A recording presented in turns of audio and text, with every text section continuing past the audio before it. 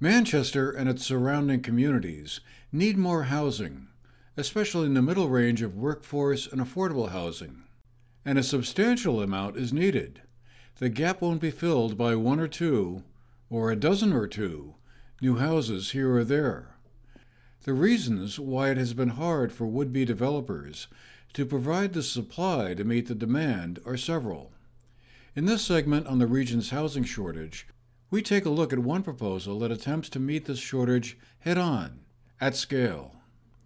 It's a proposal that so far is just that, a proposal. It has been developed by Kyle Murphy, the founder and executive director of Cato, an architectural firm. He is also a graduate of Burton Academy, class of 2007, and designed the new Founders Hall building on the BBA campus. He has developed a concept for helping meet the local housing needs, which is innovative and different from what has been proposed before. It would take a town-owned property parcel off of Airport Road between Richville Road and Route 7 and build a community of houses, perhaps all at once, perhaps in stages. The area could fit about 600 houses at the maximum, but it might be much fewer than that, at least in the beginning. He described it to us during a recent visit here to our studio at GNAT-TV. Yeah, so, one thing I should say on the number of units, because I think we've gotten some mixed response on the scale of this that we've put out, is that's just a starting point because the site is zoned to go up to something like 600 units, which I think would be a bit excessive for, a project like this, but we showed about 450 units in the pitch that we put out, and the reason for that is there was a study done that was before COVID that showed something like a 200 to 300 unit deficit, and that was pre-COVID, so that's grown since then. And the point of this project is really to show it's more of a regional housing solution, what could be a regional housing solution. So we landed on around that 450 number just as a starting point to be able to show our ideas, but that's something that could be easily scaled if, for example, if it was a 200 unit project or whatever. So that's the scale. And then you're right about this sort of the breakdown. There would be a mix. It would be a mix of market rate and, different levels of affordability that would come together in this, because the idea is that this is meant to sort of relieve pressure on all of the housing stock. So by having market rate in there, that's helpful for the economics of the project itself, but it also helps to take pressure off of the other market rate housing that's in town, and that helps everybody. So it's the exact breakdown of what that would be is to be determined, but it's meant to be a mix of these different levels of affordability. So I should say we sort of did this the backwards way from the way that architects normally work, where oftentimes you have a developer who may own a piece of land or have an interest in a piece of land, either through an RFP process or land that they may already acquire. And they'll go out and hire the architect to come in and do the design. In this case, we don't have a formal client in the sense of a developer because the town owns the land. So we just put out these ideas to say, could we get some interest from the development world and have, maybe it's one developer or a consortium that would come together, and then we would work with them to basically iron out the ideas and refine them, and then that would become the project. So it's kind of backwards, where we as the architect are trying to be proactive because of the problem. I mean, I grew up here, I know about this issue and how it's affecting our communities, so we purely just did this to get the ball rolling and get some interest in the site and see where that could lead. And has there been any response yet that falls into the potential of somebody who says, yeah? Yeah, there has been some. Out of respect for the town, I know you're not asking specifics, but I wouldn't be able to share who that is just yet. But there has been some interest. I think the biggest challenge with I would say getting any developer interest with a project, especially something at this scale, is that obviously you need a developer who has access to significant sources of funding, but you also need a developer who's going to put up with the hurdles of Vermont, as I would call it. You have the Act 250 process, there's multiple local processes that you have to go through. I would say Vermont is a fairly difficult state to get anything built, especially at a large scale. So we've reached out to some different companies who either have taken interest in Vermont or are already doing other projects around the state, and that means that they're familiar with those processes, and they also have access to capital that would be necessary to build something of this scale. But that, I should say, that's also part of why we showed this being able to be constructed in phases, because if, sometimes if a certain developer wants to put up, 60 units, they may want to do that before they do an entire project of 300 or 400 units. So the project could be built as a one and done thing, or it could be something that's broken down into more bite-size phases.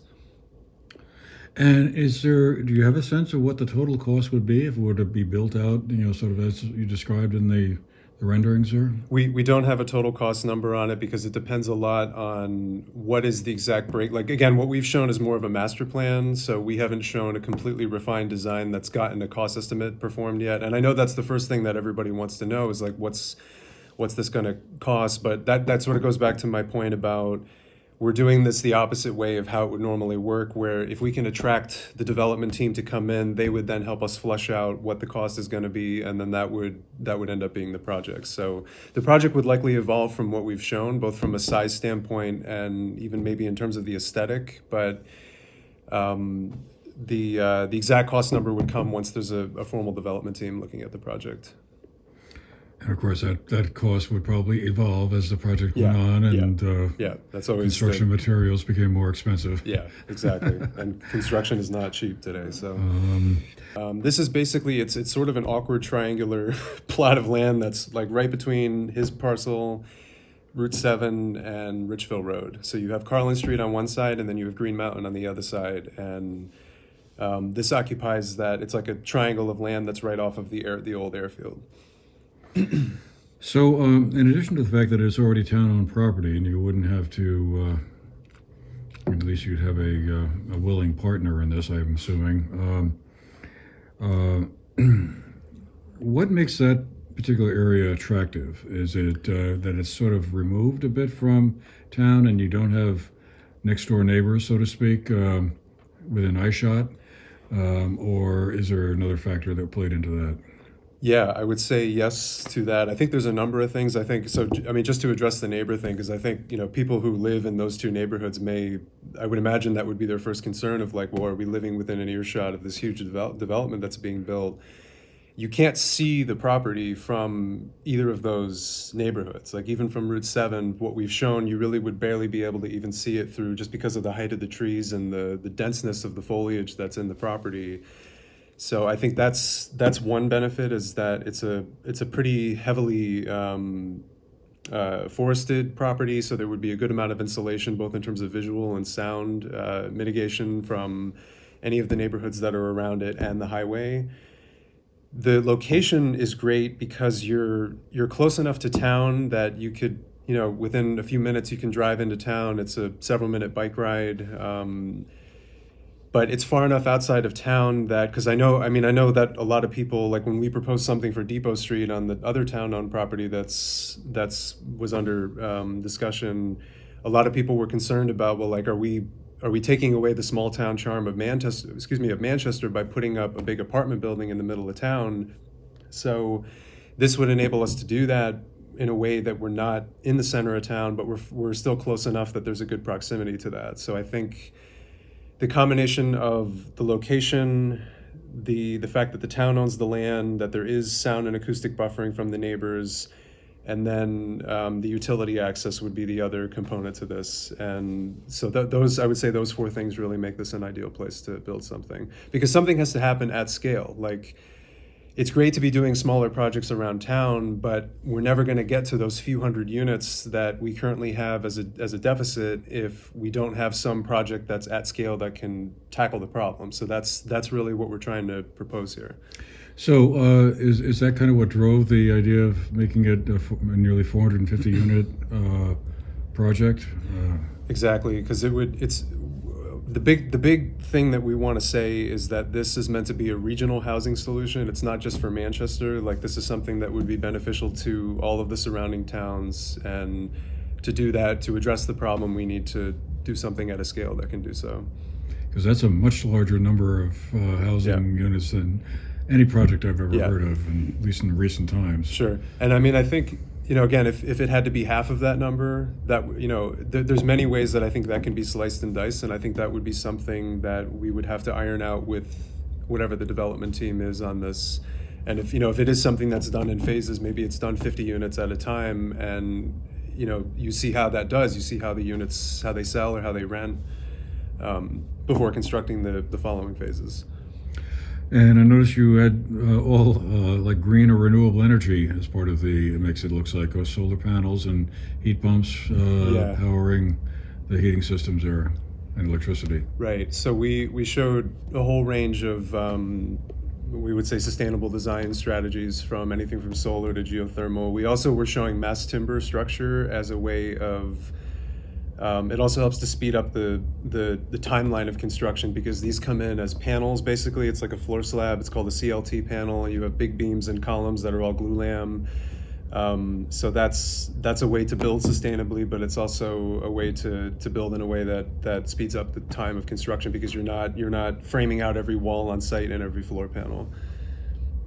So I guess the last question would be, is there any projected timeline around this? I mean, I guess you don't have a developer lined up yet or anyone under contract, so it's kind of, I guess, a question mark at this point. But I mean, is this something that realistically you think might get underway in a couple of years? I would hope so. Until the development team comes together on it, it's really hard to know what the time frame. I can say that when that does happen, it would probably take us about a year to be finishing all the design documents on it, and then it would probably be a 1 to 2 year build. But that depends on how much is being built at one time. Is the whole project happening, or is it happening in phases? So I would say probably a 2 to 3 year process once the financing would come together on this to get this built. And again, my second to last question is, no problem. What are the permitting issues? You probably had conversations with some of the town officials about this. I mean, what permits would be required to make this happen, assuming everything else falls into place?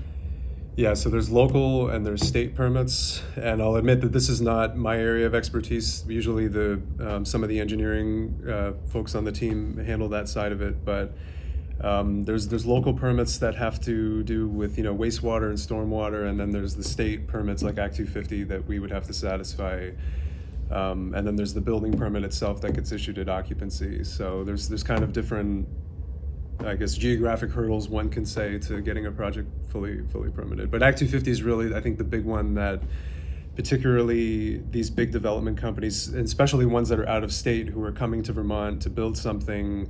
If they haven't built something here before, I would say that's sort of their introduction to the state that they have to have, is that can be a pretty lengthy process. I guess is it much harder here than in other states, or? Yeah. Man, it's a combination of the permitting challenges. I think there's a lot of local resistance, I would say, to a number of things. You have people who are kind of against anything that doesn't look the same as everything that's already being built. So as soon as you propose something that is not the same kind of thing that they're used to in a kind of quaint downtown, people get weird about that. People have issues with, especially out-of-state developers coming here. It's we have, because sometimes with where we are geographically, we have issues with subcontractors who need to travel to come here because we have labor shortages in many of the trades right now. So I think there's this sort of spider web full of issues that really make it very difficult for any developer, no matter how ambitious they are, to get a project off the ground, because they may have all those pieces in play, but then a neighbor drags them through Act 250 for 2 years.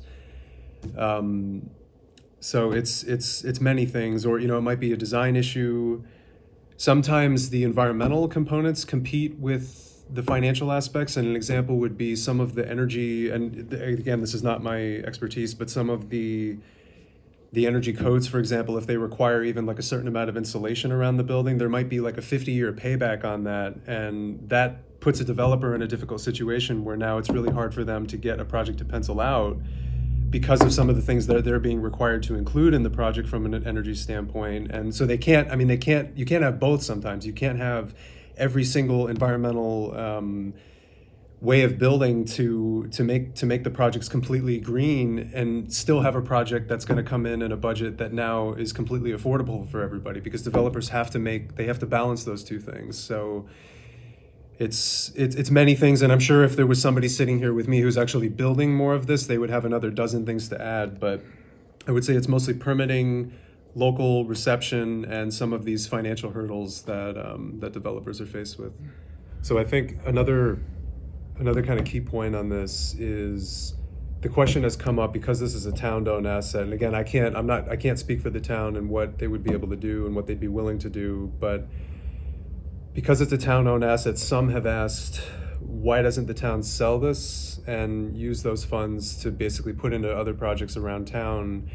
And the argument that we would want to make on that is, I don't know offhand what the exact dollar amount market value of the land is, but the tax revenue that would come from any sort of substantial project on this site would greatly outweigh the market value of what that sale would be. That could even be a wash within the first year. So I think what anyone who's sort of making that argument needs to understand is that it's true that whatever the market value of that land would generate a significant amount of revenue for the town.